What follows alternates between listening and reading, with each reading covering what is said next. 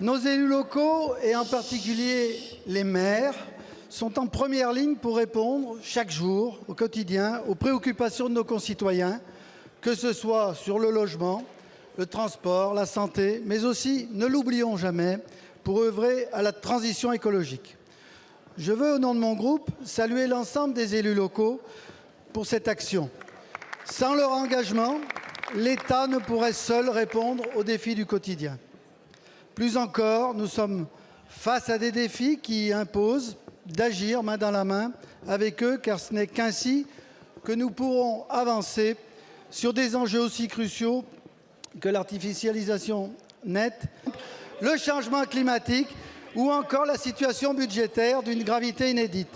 Les efforts sont donc nécessaires pour redresser les finances publiques. Et cela concerne l'État comme les collectivités territoriales. Chacun doit contribuer à la hauteur de ses capacités en luttant contre les dépenses inutiles, notamment sans que cela ne pèse sur la qualité de nos services publics ou les investissements des élus locaux. Et je pense bien sûr au bloc communal. Dans ce contexte, il est important, essentiel de retisser un lien de confiance avec les élus autour d'une trajectoire qui soit assumée par l'État comme les collectivités locales. Plutôt que d'élaborer un nouvel acte de décentralisation, il y a urgence à établir une méthode de dialogue qui permette d'élaborer des politiques publiques adaptées aux réalités du terrain, financées par conséquent véritablement appliquées. Pour cela, les élus sont considérés comme de vrais partenaires et c'est en confiance que nous avons besoin. Le gouvernement a justement annoncé vouloir bâtir un nouveau contrat de confiance avec les élus locaux. Comment va-t-il se décliner concrètement et permettre de renouer le lien avec eux? Je vous remercie. Merci beaucoup, mon cher collègue. La parole est à Madame Catherine Vautrin, ministre en charge du partenariat avec les territoires et de la décentralisation. Merci Madame la Présidente, merci Monsieur le député Mandon.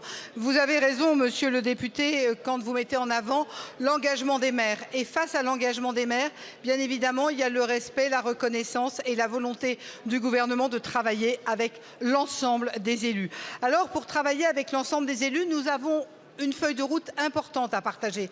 La première, Monsieur le Premier ministre l'a dit à plusieurs reprises, c'est incontestablement le redressement des comptes publics. C'est ce budget dont je viens de parler qui reste encore à améliorer. Le deuxième élément, c'est la dette environnementale. Le Premier ministre le disait dans le discours de politique générale. Et pour ce faire, vous avez raison, il est indispensable que nos communes puissent investir. On connaît tous ce triptyque anticiper, quelque part gérer la crise et ensuite réparer. C'est l'enjeu majeur de l'événement climatique. Ensuite, bien sûr, nous avons à travailler sur des chantiers avec les élus dans cette relation fluidifiée. Vous avez parlé du zéro artificialisation nette. Vous le savez, les sénateurs viennent de rendre une proposition de loi. Votre Assemblée va commencer un groupe de travail. Le gouvernement, sous l'impulsion du Premier ministre, souhaite travailler sur ce sujet.